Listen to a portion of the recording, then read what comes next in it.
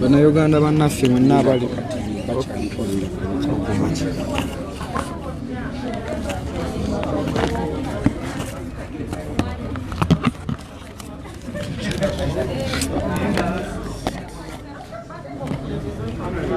basebo ne bannyabo abakyekuumiddeko kweno peegi mbeebaza olwa byonna bye mukola na byonna bye mutuusaako engalo. Kino amazima si maanyi gaffe rata maanyi gammwe ge mukola. Olunaku olwaleero nga bwe twakedde eyo emikono ekalagi amazima nkomyewo ne biza okusize twafunye bano abantu sigenda balaga feesi nga neera bwe twabadde mu lulwe twabadde tukikola just abantu bazze kubeebaza bambi bazze kubeebaza olw'omutima. Twazze wano nga tunoonya ssente z'amasimu n'abalwadde bafuneko ku kasente bambi muzisonze. Tuli ku kitebe kwennyini tugenda kuteekamu evote baddeyo bakole emirimu ddala mukulu Kibuule bamukakase ndi balina okuva mu ggwanga lyaffe Uganda bacunya abana Uganda bateekawo embeera enzibu. Basebo ne bannyabo bennyini bagenda kubeera ne bye babagamba okubeera nga babeebaza weewaawo omulimu gwe mukoze. Fenno tetuli just yawo tutambula wano nawaali mu bifo ebyenjawulo okulaba nti Abannayuganda mu kalulu kaffe tuteekawo enkyukakyuka ate n'ekirala tubeera nga abantu abagenda okutuyamba babeera bali satisfied. Ebyaddala zino simu zaabwe from Abannayuganda ffe abaziguze twazisonze busonzi essimu batuwadde ne receipt simu mpya za mu box. Kitegeeza ki nti Abannayuganda mukola omulimu gw'amaanyi. Sebo yogerako eri Abannayuganda omulimu gwe bakoze obabuulire simu mugenda zikozesa kina za ssente mmeka tukitegeere. Sina kyamaanyi nnyo kyenja kwogera ku kintu kino wabula nja kwebaza omulimu gwe mukoze nga mmwe Bannayuganda bannaffe abawagira enkyukakyuka mu Uganda. Twebaza amasimu ge mutugulidde. Essimu gye nnina ssaawa zino mu ngalo mpya oba nkadde? Essimu mpya ndowooza nawe ogendeddeko n'ogigula nga tulaba essebo popu. Era essimu eno egenda kunnyambako mu mirimu gy'okutambuza kampeyini z'abakama baffe oba mu kukuuma akalulu ka His Excellency Kyagulanyi Ssentamu. Ndowooza ogenda kuva wano nga bataddeko uvote. Era buli kimu tugenda vaano nga kiwedde tugende tutambuze emirimu gyaffe. Bambi tokuba tetuli wano kusolooza ssente lwata tuzze kubeebaza Abannayuganda mwebale.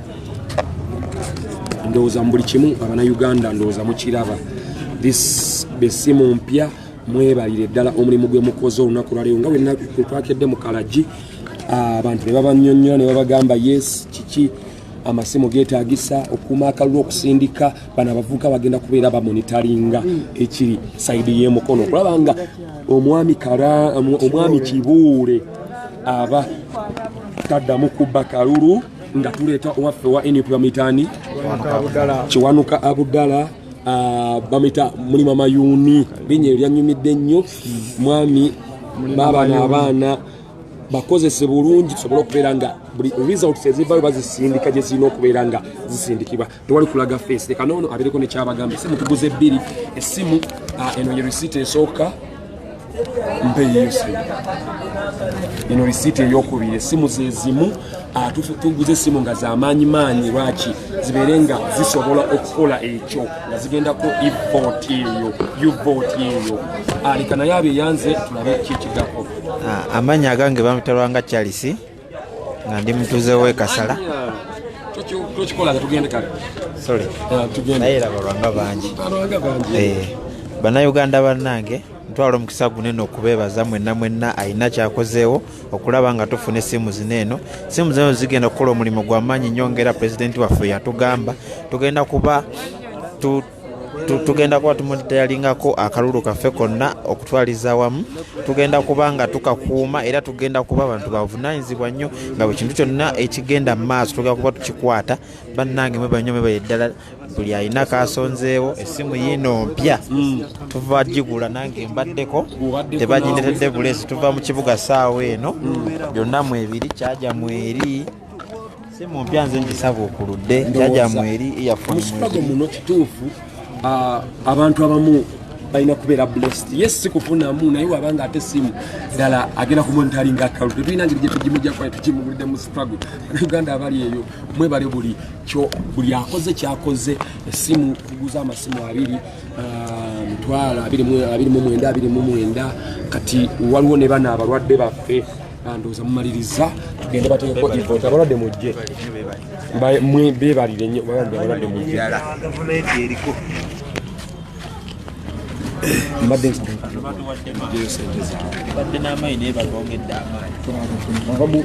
mwebaze amazima gabadde emitwalo 10 naye due to the process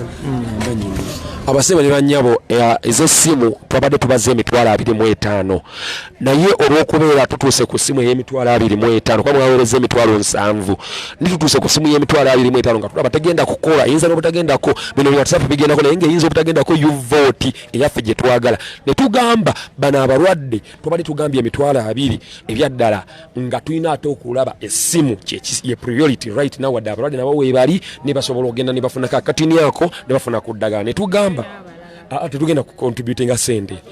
ekyo kyo kibalanga nene namba sizitaddeko ekiriwo contributinga sente tujja kikola naye sikati tuli mu kwebaza ne tugamba nti abalwadde leka bafuneyo emitwalo 5 jukira abadde bagenda funa 10 tugamba abalwadde leka bafune ke emitwalo 5 tugatte ku simu kwe kugatta ku simu okuweza esimu y'emitwalo 29 naye nga simu tubadde tusuubira ya meka za 25 leka abalwadde nabo mbawe sente zaabwe nebazesebo bannayuganda bannange mwenna abatulaba babatubuliriza naye tubeebaza nnyo olw'ekisa kyo kyemutukoledde kutudduukirira mu mbeera y'obulamu bwaffe kweno ebizibu bwatugwako naye mwebale nnyo banne mwebalire ddala era twagadde tubasanyuse nnyo okuba nti mudduukiridde obulamu bwaffe tandaga feesi naye neyanza nnyo bannaye neyanzeege okudduukira obulamu bwange kansabe mukama naye mujje abaddizeewo era mbagaliza buwanguzi omumu ogwo gwabaki omumu ogwo mulaba waggulu bankuba essasi ennaku z'omwezi 21 Desemba essaawa 8 nti wenfaanana nga kivudde ku ki nga kivudde okusuubira okuba nti ndi muwagizi w'ekibiina ekya nuupu kyekyensente gye basinga okukatiriza abasinga obungi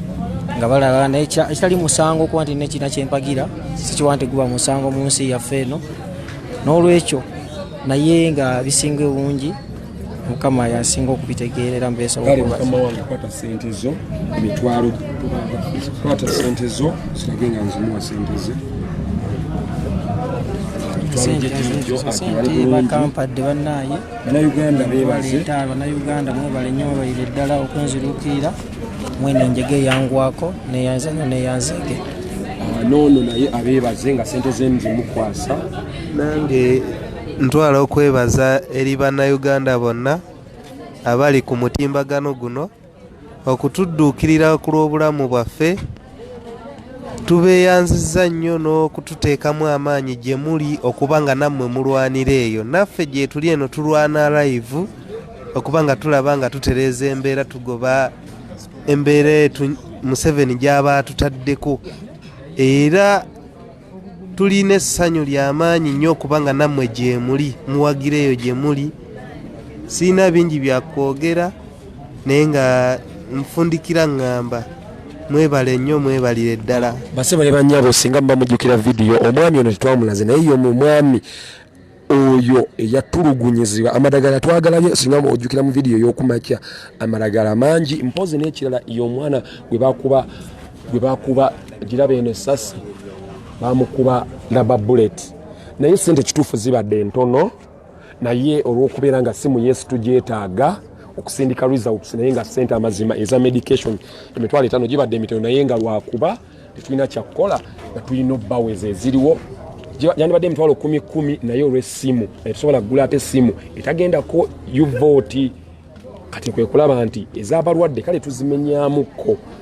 naye nga abaagala okusonda tweyanziza tujja kusonda ku kirala ekyaleero kiwedde eno vidiyo ebadde yakwebaza bannayuganda mwebalire ddala abantu mukama katonda abaddizeewo byonna byemukola basebe batanyabo nga bwe mbagambye oba nga bwe mubadde mulaba nti olunaku olwaleero twakedde ku makya ne baganda baffe abo babadde kayunga mukono wa Kibuule alina engeri gy'ayisa Abannayuganda mu etali nnungi ng'abakuba abanyiika mu bidiba abateerawo embeera enzibuzibu naye okubeera nga Abannayuganda mwasobodde okulaba nga abantu bwe tebalina ssimu ne mugamba leka mubawe musonde y'amasimu 2 gasobole okubeera nga gabayamba kwaba Freedom Border yo kyensinza okumanya ate nga balwanyi ne bagamba leka mubasondereyo amasimu kwa twabaye tumanyi ga mitwala 225 eje mitwala 5 kuba zo zabadde kwa mwasendise mitwalo 7 batumanya abadde bagenda funa ke mitwalo 10 naye olwokubeera nga amasimu gali agabire mwetano gali tegagenda ko U-vote ntugamba leka tugule simu y'emitwala 29 sobola okubeera nga zigenda ko U-vote okulaba nga akalulu ebyaddala kalangwa ne mwami Museveni Mukono North nga tuyinayo mulima Mayoni tebagenda kubeera nga bakajjayo mwebalire ddala Omukama Katonda omulungi aba tukuumire